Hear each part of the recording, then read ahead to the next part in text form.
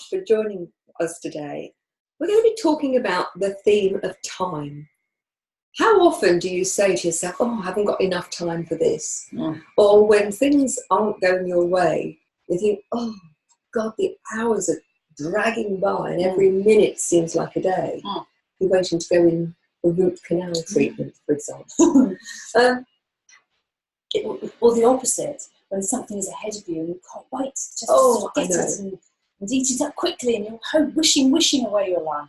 And you think about Christmas, which is that dreaded C word for some people, and something of huge excitement. You know, children are already ramping up now, aren't they, for Christmas? And it feels as if it's never going to come. And there are parents who are thinking, oh, there's only so many shopping days to Christmas, and I've got so much to do. Time is a finite resource, or as far as we know on this plane, time is a finite resource. Yes. And if you live to 70, you have only so many hours. And when you're in your 20s, it seems like, you know, an endless amount of time. Yes. And of course, the closer you get to 70, the more and more precious those days and hours appear. But I wonder whether the people who are involved in this programme with us actually think about time and the way in which they use it. And I'll give you an example. One of my pet hates is complaining and listening to people complain. Yes. And it's not, in a sense, the complaint itself that I find such a pain. It's the people get onto a treadmill of complaints and they complain, but it goes nowhere. It's like sitting on a rocking chair and expecting to travel forward. Yeah, it just goes back and forth and back and forth. And I think how much time is wasted by either complaining or by listening to other people complaining and nothing changing as a result of that. Yes. If you're going to complain about something, then it needs to be followed up with some action to change something. Yes. The worst feeling in the world is that sense of, well, that's 5 minutes of my life I'm never going to get back. Absolutely. And all of us engage in activities that have no sense of purpose, no sense that they are in any way having a positive impact or moving us forward. And when I work, particularly when I work with clients who come to me with their professional hats on, one of the most common reasons that they come is that they're in overwhelm because they haven't got enough time to do all of the things they need to do at work. Yes.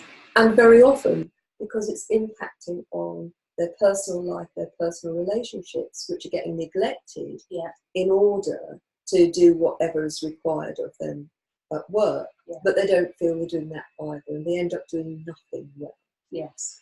And I think the business of feeling that you're fighting on all fronts and that there's not enough time to do anything properly, then has an interesting impact on our sense of the possibility of time, and it foreshortens it. So instead of having the day as we think we have, that day feels as if it's become much shorter because our very being is taken up with worrying about that there's not enough time, which fills some of our time. Yes, that's a bit of a paradox. Well, time, of course, is relative. That's very I'm true. not going to quote the mathematical equations because it's far, far, far beyond me. But it is, apart from being a mathematical reality of the universe that scientists have to a certain extent proven, but each of us can feel that, can't we? Yes. In that if we decide purposely to slow down and take time over certain aspects, then we will find that actually time has felt longer. Yes. So although time often in modern lives can feel like it's a constantly piece of sand, grain of sand running through our fingers, we can never grab hold of it, we've never got enough, there's always too much to fill the day, I've never finished what I wanted to, and so on and so forth. Actually, I think the point about time is that it is within your control, that you can slow time and use it to your advantage, but you do have to do certain things and behave in a certain way in order to do that. And if you listen to somebody like Deepak Chopra, or there are a number of people who talk about the importance of meditation, for example, And I know from my own situation that there have been times when I think, well, I can't meditate, I haven't got time. I can't take time out of all of these things I've got to do, busy being busy, to actually allow myself the time to just stop, to breathe. But what I've found is that when I do, and it doesn't need to be, an hour sitting contemplating a neighbour, that I have a mindfulness exercise which I use and use with clients, which literally takes 3 minutes.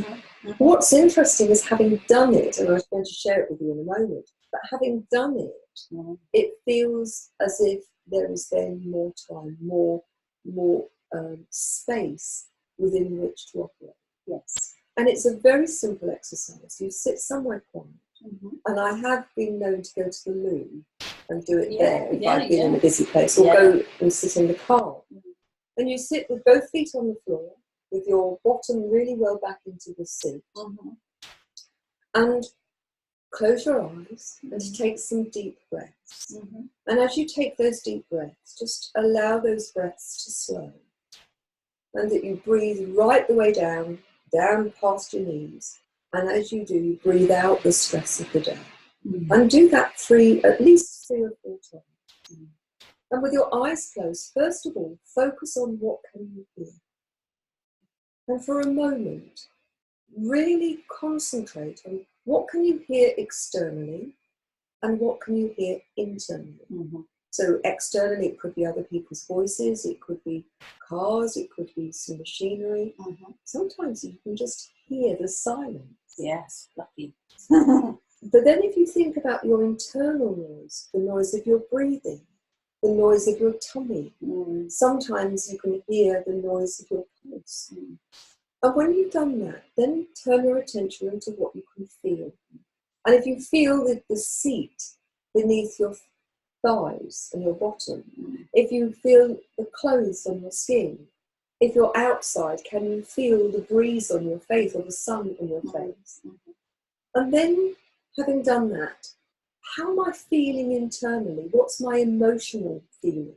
And where in my body am I feeling? And it only takes a moment. Then, what can I smell? What can I taste? Have I had a cup of coffee, and can I still taste the cup of coffee, for example?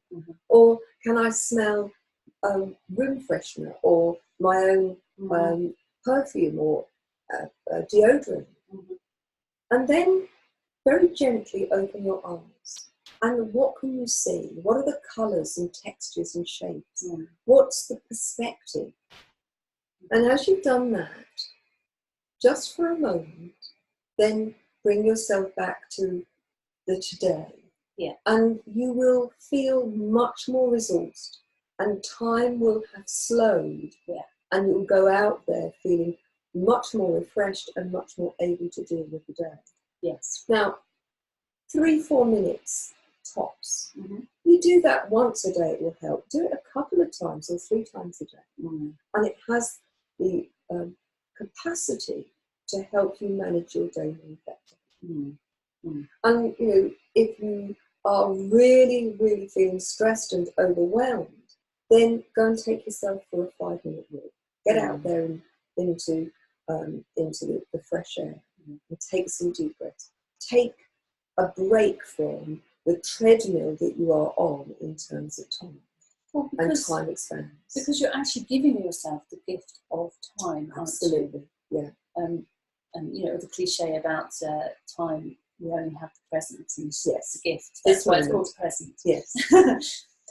But it's very true, actually, and I believe that time can transform. Just by giving yourself the gift of time, you can transform things. But it's a paradox, isn't it? Because the time when you most need it is when you are most stressed and overwhelmed. When often you're least likely to think about giving yourself time, because you get caught up in the drama of, I've got to do this and I've got to do that and I've got to do the other. I used to be a horse rider.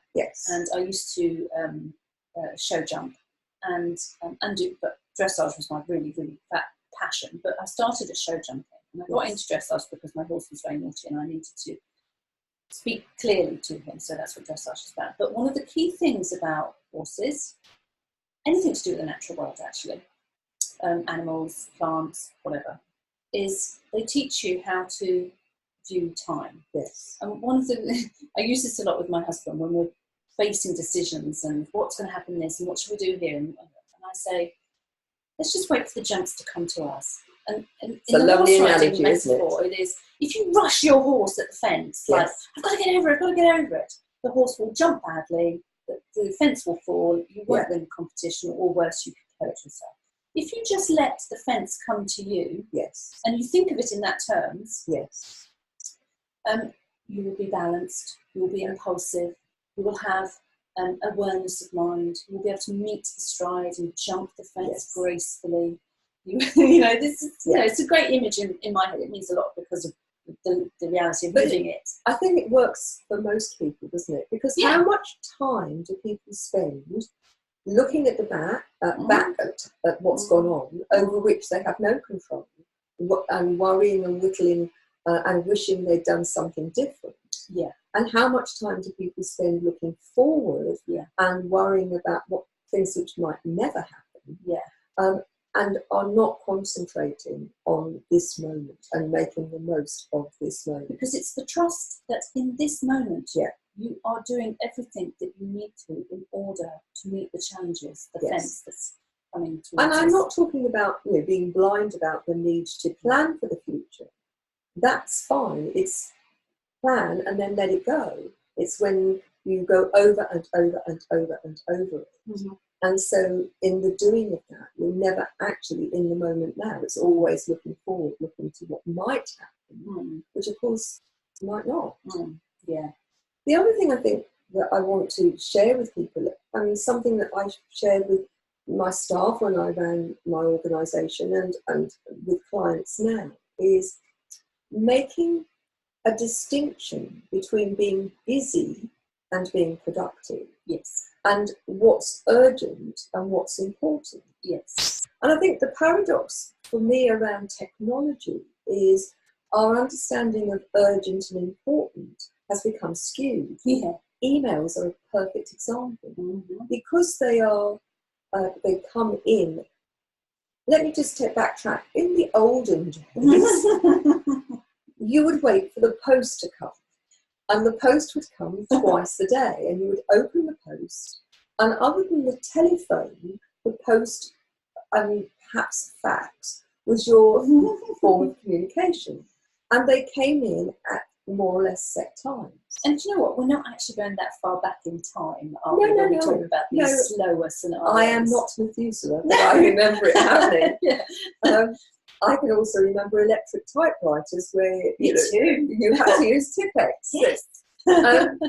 And you know, if you wanted just to write to a client or to a colleague, you would write it. It would go to the typing pool. They would type it. It would then put in an envelope, go to the post, and then would be delivered, and they would get it at the earliest the next day. Now, that was quite useful in terms of you didn't get e-bombs then, where people are cross and then send an email without giving themselves an opportunity to process it. And e-bombs are quite common when people are working across the Atlantic because of the time difference. So with an e-bomb, you open your emails and it's a bit like Harry Potter.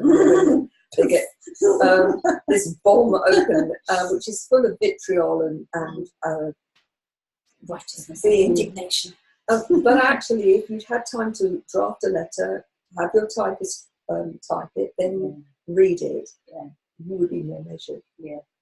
So I think making the distinction between what's important and what's urgent, and actually starting to control technology, I think the tail is wagging the dog, so that you don't allow the ping for your emails to come through and stop what you're doing, that you manage how you manage your technology rather than it managing you. And I think the same is true. There used to be a cut-off time. You stopped work and you weren't contacted, but people more and more, the technology means that because you can be contacted 24/7, people are contacted and then feel the need that they have to respond in kind. Yes. And so the boundaries between work and home have become so blurred that I think that it makes us anxious and stressed about time. Mm-hmm. It has a detrimental effect on daily living and on relationships, and it's doing none of us any good. And one of the things that I urge leaders to do, leaders and managers, is to show the example that being long hours at work does not necessarily make you, in fact, the research shows it makes you less productive. That's right. Yeah. Because there's no downtime, no time to recharge your batteries. And creativity, problem solving, solution finding get very significantly diminished as a result. It's true, isn't it? Especially in the business context. I mean, there is that very old phrase, time is money. But it's often the case that many people forget it in the moment or don't apply the actual meaning of that. Yes. Because time is the one resource that we cannot get back. No. You always get money back. Yep. Well, and energy, I would say. And you can always get energy back. Well, you can get more energy. I don't think you can get the energy you've spent back. No. But you can replenish. You can replenish your energy, but you can't get it back. But you can't ever get time back. No. I mean, you've only ever got your span of life. Unless we learn to do time travel, or you believe that Doctor Who is real, no, we can't get it back. For me, there are 3 finite resources. Yeah. Time, energy, and money. Yes. You can use your money to buy other people's time and energy. Yes. And you can make more money, but you can't make what you've lost. Your energy you can use once. You can replenish that energy, but that's new energy.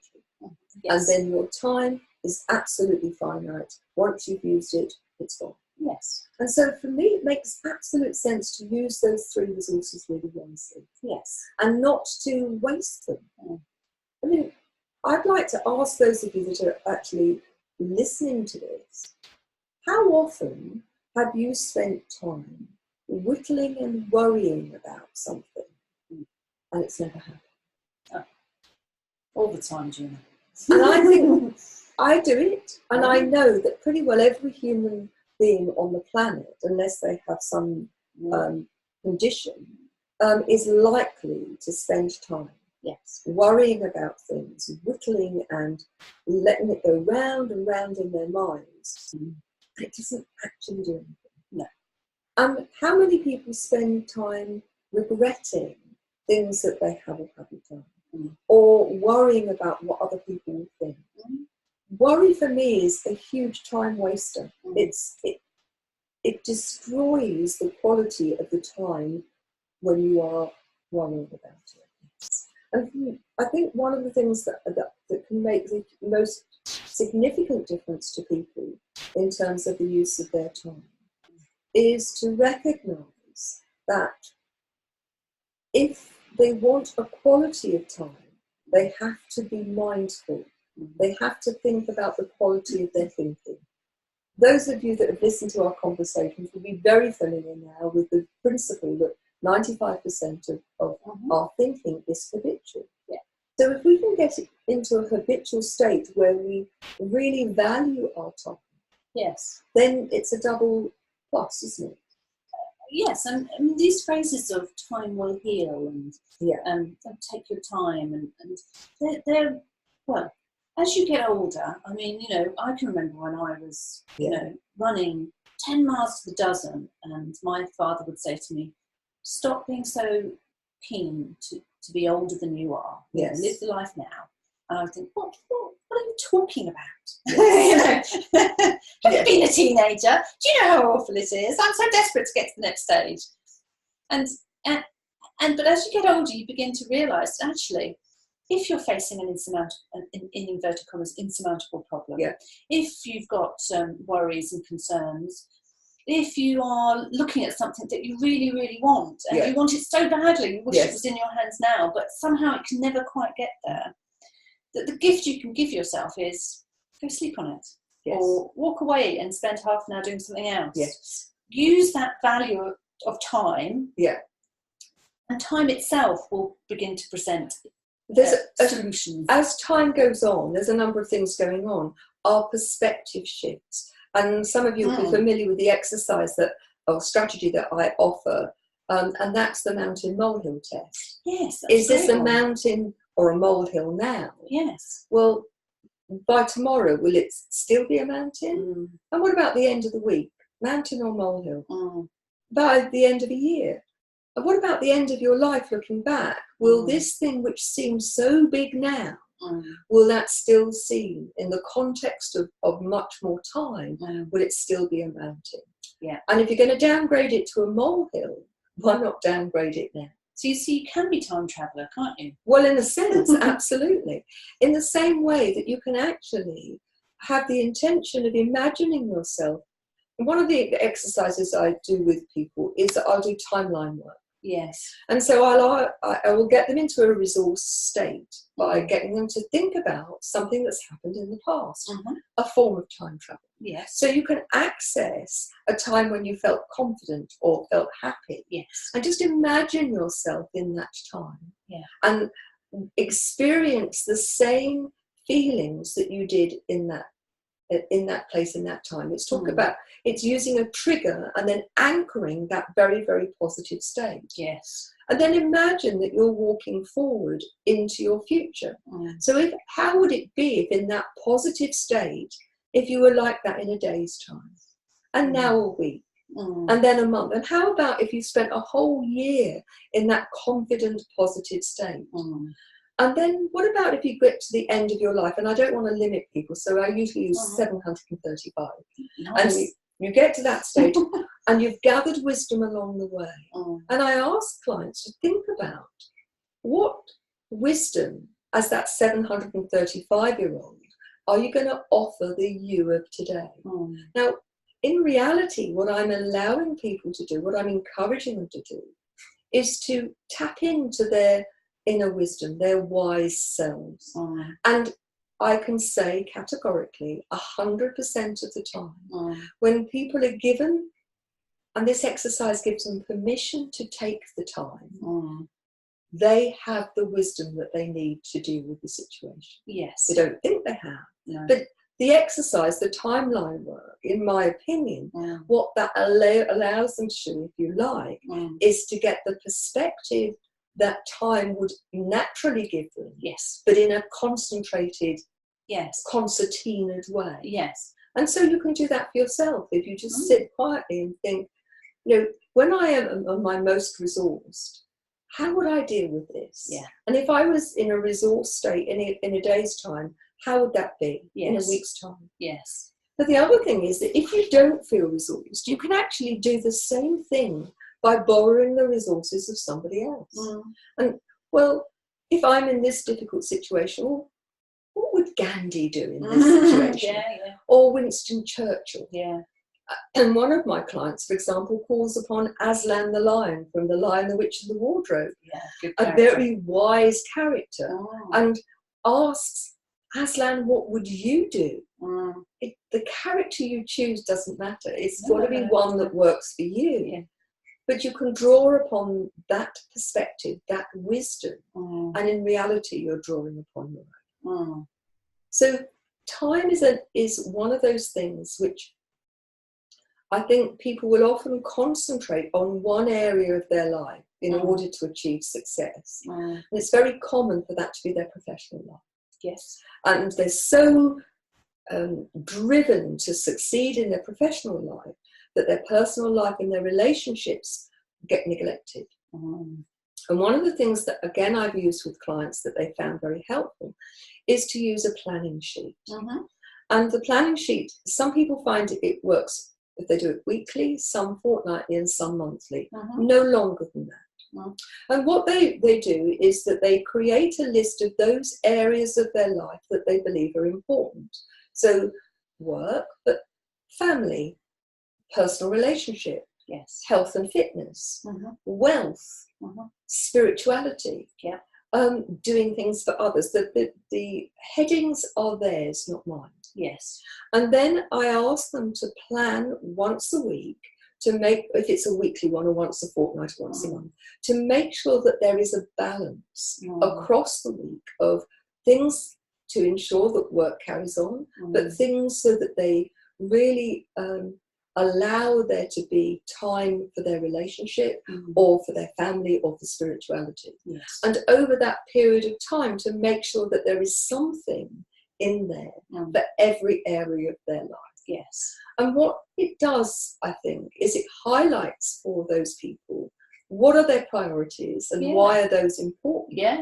And they give themselves permission to book in time to do these things and then put that in their diary, and that becomes their promise to themselves that that's what they're going to do. Yes. And they create boundaries then around those things which they think are important. Yes. And you know, I know from my own experience, I did not value my health. It wasn't any surprise that I was permanently in a wheelchair.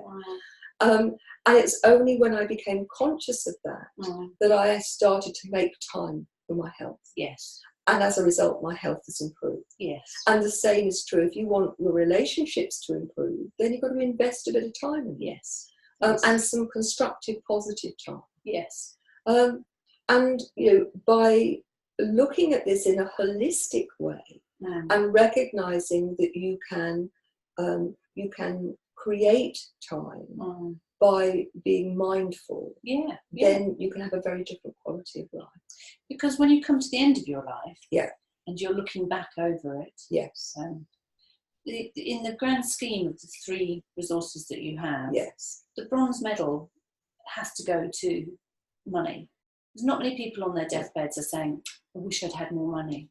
Yeah. Usually by that stage, they've reached a certain level of understanding and knowledge to understand that money is not the root of all happiness. No.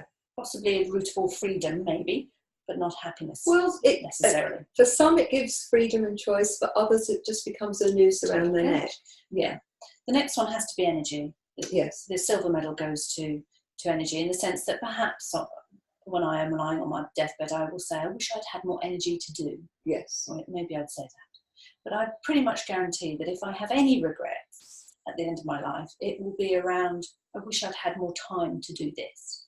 Or to be with someone. Yes. And time to spend. Yes. Ultimately, I think that the things that we come to recognise are important are relationships. Yes. And understanding that relationships make the difference between how we respond to other people, what we do, and the connections that we have with people are absolutely vital. Those are the things that people, I wish I had repaired the relationship that was